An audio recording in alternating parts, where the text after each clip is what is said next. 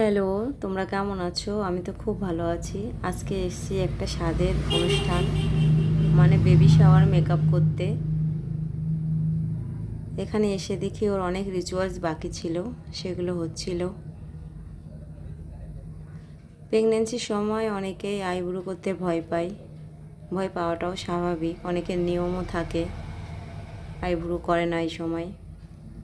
তাই আমি কনসিলার দিয়ে আই মেকআপটা করছিলাম। যেহেতু দিনের বেলার মেকআপ, তাই ওভার কিছু করিনি।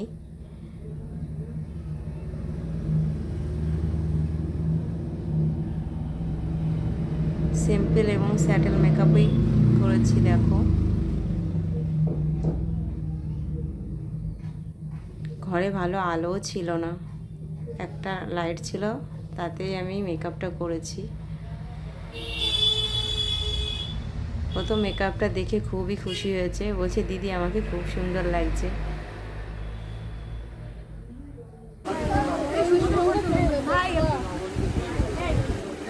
তোমরা বলো কেমন হয়েছে, কাজটা ভালো লাগলে দাঁড়াও, তোমার তোলবো তো, দাঁড়াও। চলো টাটা। টাকা দেখে এদিকে দাঁড়াও। দাঁড়াও। খাবারের সাথে তুলে দেখি টাকা।